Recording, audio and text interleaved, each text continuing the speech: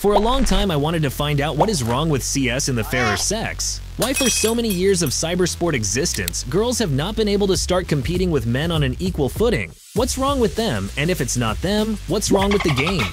After all, cybersports don't care about differences in physiology. For example, to pull a barbell, or to run fast or swim well, you need physical strength, which men have more of due to their physiology. It is clear, and there are no questions to these sports. But you don't need strong muscles and inhuman stamina to move the mouse and press the buttons in time. Why is it the way it is?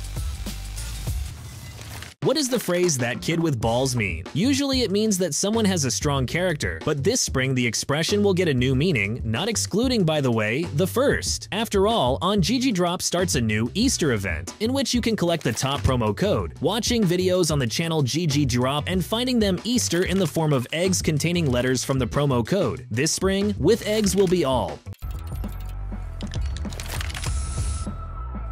Hi everyone, and today we're going to talk about Beautiful Squared, about women, because they are beautiful, and about cyber sports, which is beautiful too, although in a slightly different way. And before we dive into the world of beauty, make a contribution to the improvement of this world by putting your coolest likes. And don't forget to subscribe to the channel to keep up with all the most interesting, important, and cringe in your favorite game. Here we go. The girls got a later start. Being interested in this issue, I found out that this situation in sports has developed historically. In other words, girls started later in any sport. The position of women in sports has always been ambiguous. For example, in ancient times, they were forbidden to participate in the Olympic Games, and in the 19th century, to ride bicycles. In today's world, the situation is equalized, and gender division is slowly becoming a thing of the past. See the promo code on the screen? Don't wait for a lucky chance. Luck is already on your side. Enter the promo code on our website and collect top loot from GGDROP. Have fun hunting, bro!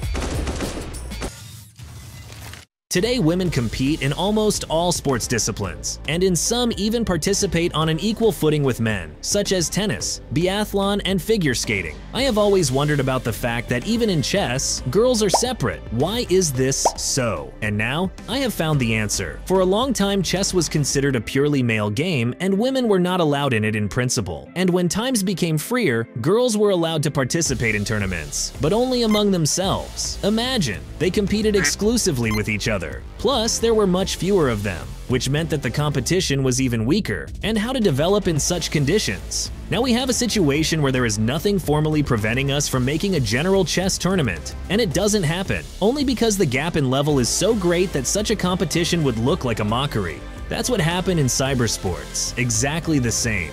Shooters were considered a purely male game. There was one girl for every 100 boys. What kind of competition is there? To even things out, we need to make it so that a lot of girls want to try cybersports. Guess the riddle. How to raise the level of graduates of any university without changing the curriculum or teachers? You say there's no way. No, there is a way. We need to give students a scholarship, $1,000 a month. Or, better yet, a week. We can dream, right? The question may arise, what does this have to do with the level of teaching? It has everything to do with it. With such a scholarship, there will be long queues of people who want to study there. The competition will be not 5 people per place, but 500, and from these 500 teachers will choose the most intelligent, motivated, who will want to learn and will work hard not to lose their money. Obviously, the level of graduates of such a university will be much better. Motivation is the key thing in any endeavor. What about motivation for girls thinking of trying cyber sports? Let's see. In 2022, ESL launched a CS league called ESL Impact, which has become the most important event for the women's scene. The prize money allocated for the tournaments of the series is about $100,000. Compare this prize money with major men's tournaments, where $1 million is no longer a surprise to anyone.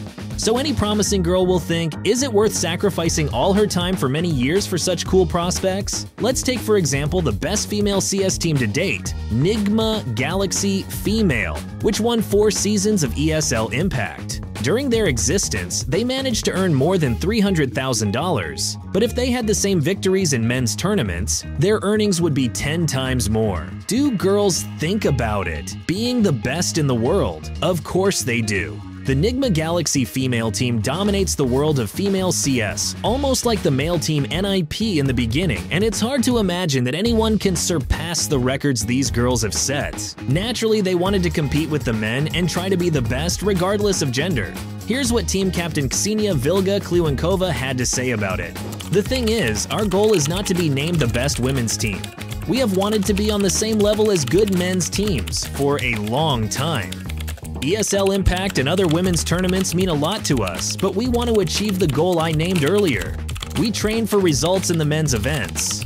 However, when the team got the chance to challenge the boys, something went wrong. In 2022, Nigma Galaxy Female participated in the closed qualification for CCT Central Europe Series 2, where the girls faced Young Ninjas and Infinite in a group.